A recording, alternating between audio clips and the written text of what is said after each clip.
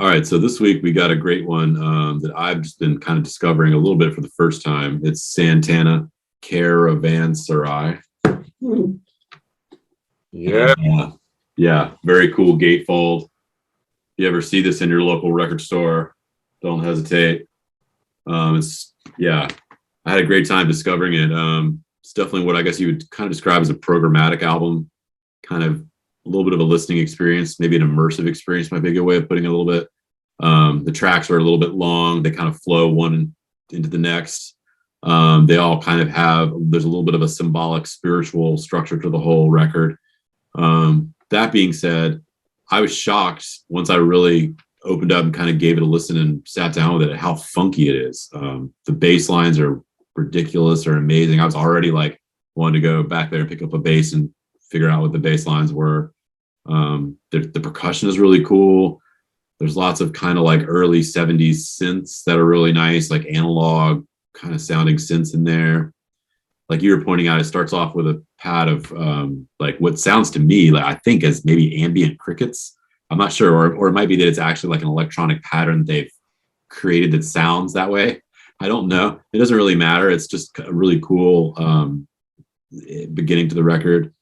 You wrote me a note right here that says magical, spiritual, rockin', caliente, beam up and out. And it's pretty much it. It's a really cool listen. Something fun to listen to on a jog, or you can sit down and just close your eyes and have a totally immersive experience. We were kind of discussing some of the albums that are a little bit tangentially related, such as like Herbie Hancock, Headhunters, Pharoah Sanders, Karma. I know you probably have more to say about that, to expand on that than I do, but I couldn't agree more. I also hear a lot of, it's got the classic Santana sound to my ears from what I know about him. He's got that real sustained kind of tube screamer kind of, definitely sounds like Santana right out of the gate. But it's kind of him in a little bit of a different context. And I love that. It's a little bit of jazz, a little bit of rock, like we were saying.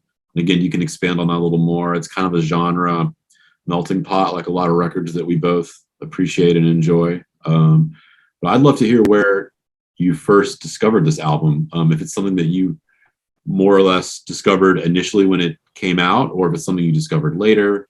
And also, I was kind of curious to hear your thoughts on sort of Santana as an artist as a whole, a little bit. Putting this in context of who he is, I think is maybe relevant on this one. Yeah, you touched on a lot of things that were meaningful to me about this record and about Santana.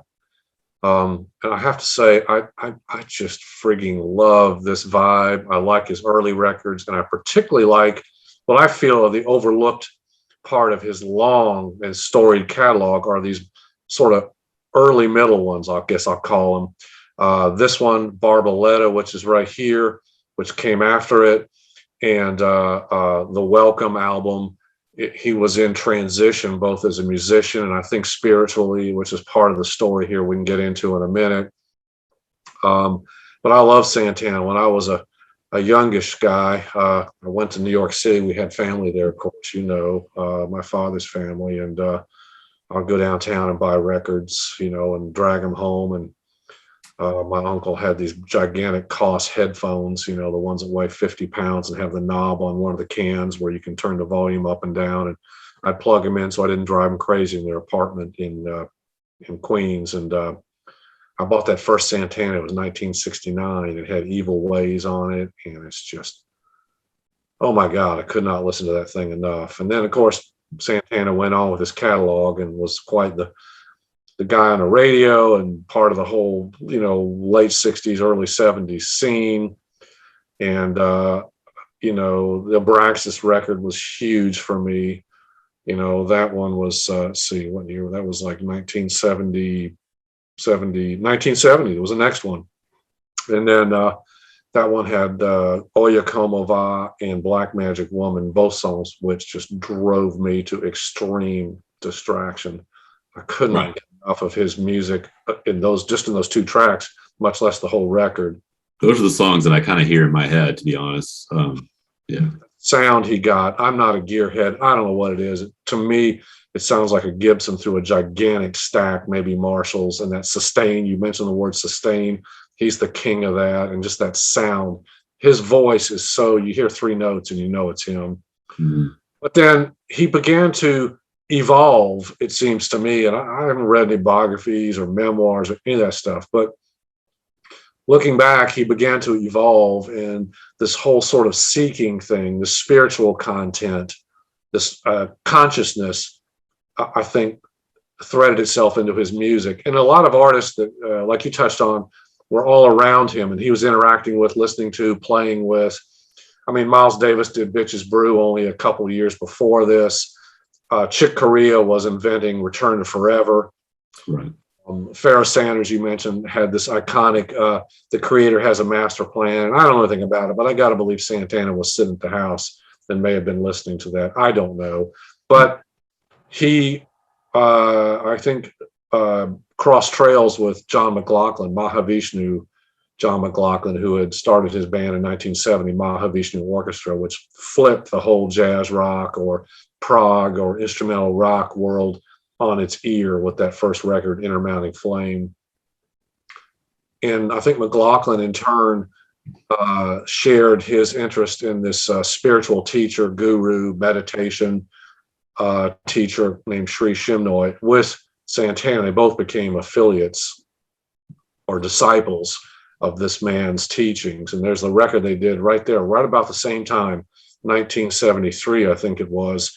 They did Love, Devotion, and Surrender, and they were just dueling like guitars of ecstatic, extreme, just beauty. I mean, I don't know how to say it. Beam up and out, I said in my note, is probably pretty accurate. And but to this record, this Caravanserai, he began to evolve his sound from the first three records into this sort of jazzier thread, and this consciousness drifted in, and the whole idea of the song, the album title, I had to look it up. I mean, Caravanserai, I knew that's the album title, but what the hell does that mean? Well, you look it up, it's a way station or a stopping point that was a common like inn or resting place in North Africa, Middle East, the far eastern, southern Europe. It was a thing that people had and used when they were out traveling. Caravanserai, and Caravanserai is I guess is the plural of it. And that has a lot to do with what he and McLaughlin were thinking about or learning from this guru, the whole thing of endless reincarnation, and maybe life is just the caravanserai of the moment, kind of thing. Mm-hmm. And it's interesting, the record, like Santana does a lot in his records, it fades in very slowly and quietly. If you're a DJ and you need to drop the needle, you got to know your Santana records, because they can seem like dead airspace because he fades them in very slowly. And that crickets or night creatures thing that he does at the very start is classic. Abraxas had it on the very first track there on Singing Winds and Sobbing Beasts. It was like this really quiet thing that took a few minutes to even make itself known almost. Yeah, Go ahead. I think that's a brilliant beginning, because it sort of tells you what the whole record is going to be, because the whole thing is very deliberate and patient. It's not rushed at all, The tracks blend from one to the other. It's almost like one long sort of meditation or prayer session. Now, it has its rocking moments. There are some, tracks of just classic Santana riffage, but there's a lot of other things blended in here in the mix. Santana seems very humble in the way he put this record together with Mike Shreve, who was a drummer who became producer or co-producer with him. There's tracks that really don't seem to have any Santana on them. The very first one, I think maybe he's credited in the little percussion thing, but there's no stinging Santana in that track. And then there's a track called Future Primitive, which I don't know if he's even on, or he's just, again, maybe in the percussion mix. And the mix on Santana records is beyond parallel.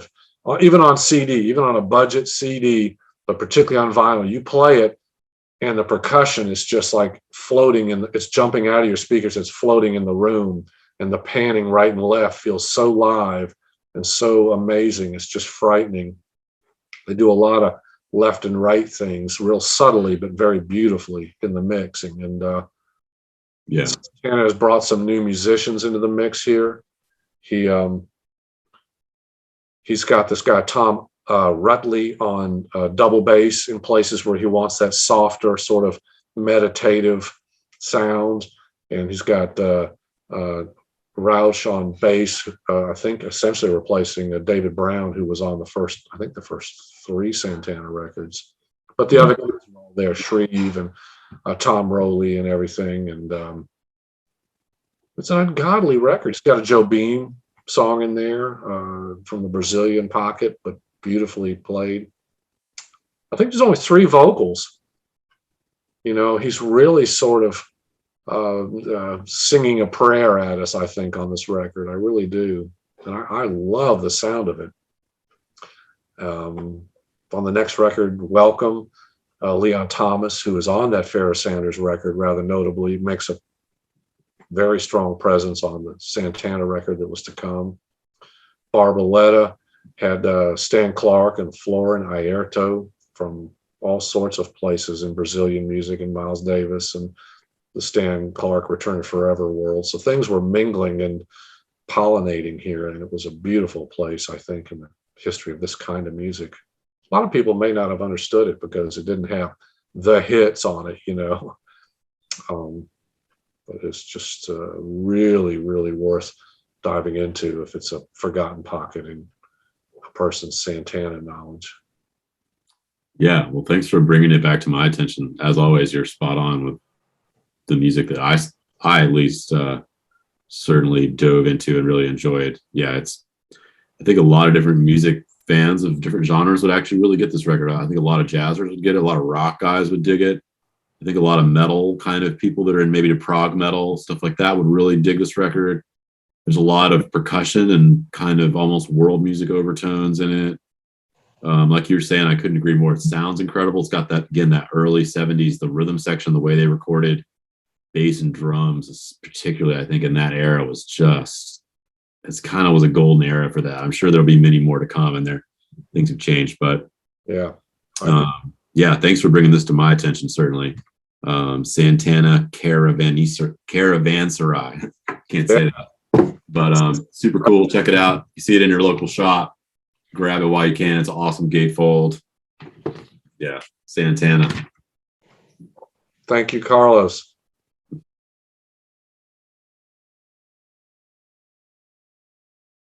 Thanks for checking out our weekly web series, Deep Stacks, brought to you by Big X Music, a conversation each week with my dad, 40-plus year veteran of the music industry, founder of Horizon Records and concert promoter, where I sit down and we talk together about the music we're listening to. Please subscribe, leave us a comment down below, and join the conversation.